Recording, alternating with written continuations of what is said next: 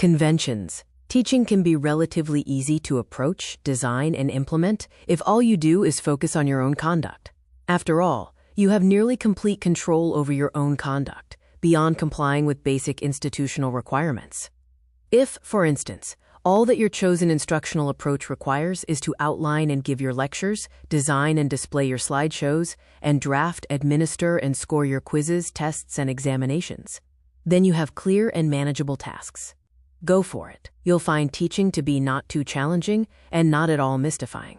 Teachers have clearly established conventions for lecturing, presenting, and assessing. Your department and colleagues will give you all the help with those practices that you may need. Students won't trouble you too much either, because you'll be following the familiar conventions for traditional instruction. You'll live a peaceful life, even if some of your students struggle more than they must, and some who could succeed will instead fail. Teaching conventionally is, well, conventional. Follow conventions if you want to be part of the herd. Engagement. Teaching becomes much more challenging and meaningful, though, when you shift your focus from your teaching to student learning. And teaching becomes a great challenge and mystery when you focus on promoting the greatest possible student growth and development in all their wondrous capacities related to your course and subject. Think of that full involvement of your students in their own growth and learning as their engagement. Feeding them knowledge for them to passively consume will produce limited benefits. Engaging them fully and deeply in your subject may, by contrast, produce remarkable growth and realize rich capacities. When you accept student engagement as your goal, you turn teaching from a pastime to a passion, and from a vocation to a ministry. Yet because students control their engagement, over which you have only limited influence, you also take on a marvelous challenge. Motivation. Student motivation is indeed a complex and mysterious subject. You cannot demand student responsibility. The more your teaching does so, the less responsibility your teaching produces. Responsibility is instead, by definition, something that exists within the individual, not something coerced from outside. You can lead a horse to water, but not make it drink. Coercive means may at first somewhat influence student engagement and responsibility. But schools generally limit coercion, which may also soon become grossly counterproductive. You simply cannot force students to do as you believe best for them. Motivation, one could say, must be internal. But does motivation truly exist? Or is it instead simply a way of distinguishing students who behave in helpful ways from students who don't?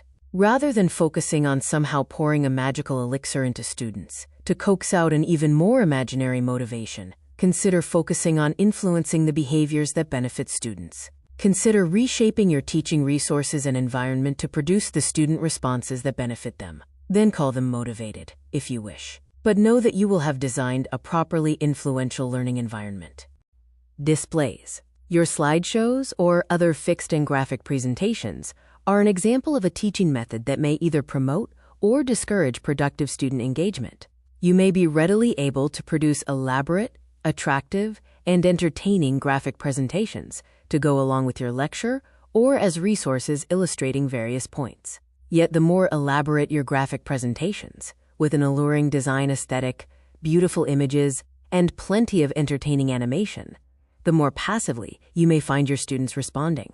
Your displays may mesmerize, rather than properly engage, your students. Your presentations may distract students from the note-taking, processing, questioning, and evaluating in which they need to engage to spur their learning. Tone down your displays. Remove multiple colors in favor of simple black and white.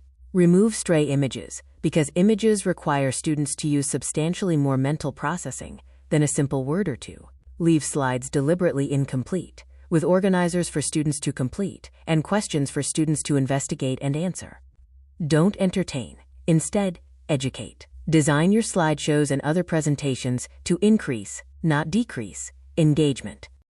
Resources. The instructional resources that you design and provide through your course management system can also either invite or discourage student engagement. You may, on the one hand, lard your course's online resources with complete outlines, polished video demonstrations, and elaborate readings on challenging aspects of your subject. Yet these resources may substitute for, discourage, and distract from student effort and engagement. Your online resources should instead invite students to engage and explore your subject, and test and apply their new knowledge. Your resources might thus instead include outline organizers for students to complete with their own detail, video tutorials that require students to record answers or select options as they proceed, and practice problems for students to complete with automated scoring and answer explanations. Design resources that challenge students to comprehend, organize, recall, analyze, and apply their new knowledge while expanding their skills. Make resources increase, rather than decrease, engagement. Feedback. As just suggested in the prior paragraph, students can benefit from prompt, accurate feedback, which encourages student engagement. When a student knows that a helpful response, whether a confirmation, correction, or elaboration, will follow their action, they tend to engage more frequently and committedly to that action. You could, for instance, offer students practice problems, tests, or essays, in class or outside of class. If you do so without any feedback, or with feedback delayed for days or more, then students may not participate, or, if you require participation, may devote only cursory effort. If, on the other hand, you provide prompt feedback, students are likely to complete the exercises with greater effort. You don't have to take feedback entirely on yourself. You might instead automate scoring and explanations in an electronic format. Alternatively, you might have a scoring rubric that you can make available as soon as students complete the exercise, allowing them to self-score. Or you might instead have students exchange their work for one another to score, engaging one another using their own discernment, followed up by your scoring rubric. To gain greater student engagement, design greater feedback into your instruction, given promptly.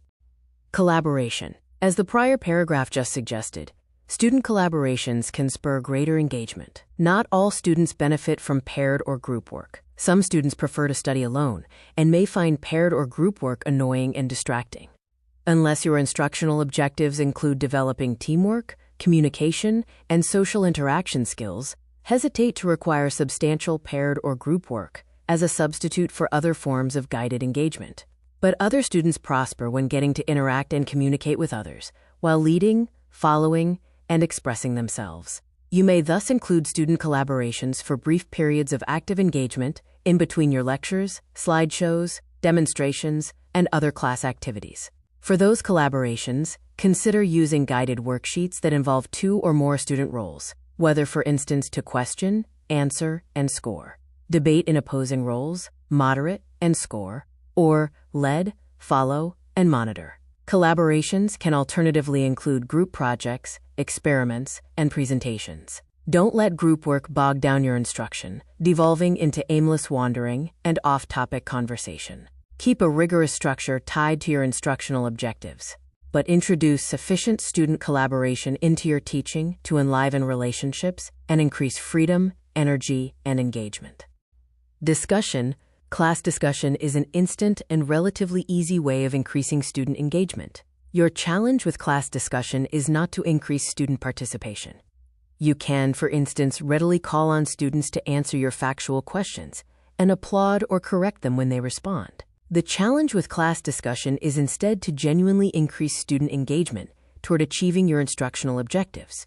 Calling on students can stress, embarrass, and intimidate them, depending on how you handle it. Asking factual questions may also do little more than confirm basic knowledge rather than elaborating, extending, evaluating, and applying it. Discussion may, in other words, not engage students at deeper levels unless you develop your questioning craft. Move gradually or swiftly, depending on the quality and confidence of student responses, from factual inquiries toward elaborative, generative, and evaluative questions. Support timid respondents to avoid anxiety and embarrassment, while challenging confident respondents to think more deeply and analytically. Using discussion wisely and insightfully can spur student engagement. Optimal.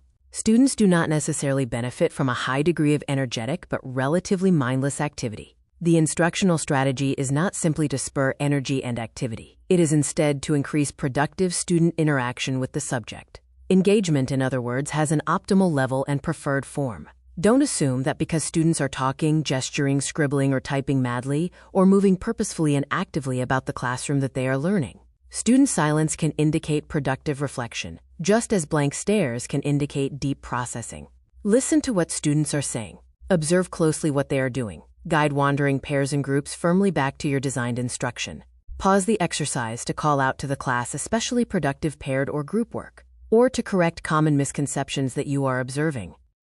Thanks for watching. Get more tips plus stories, illustrations, forms, and reflections in the guide at the link in the description.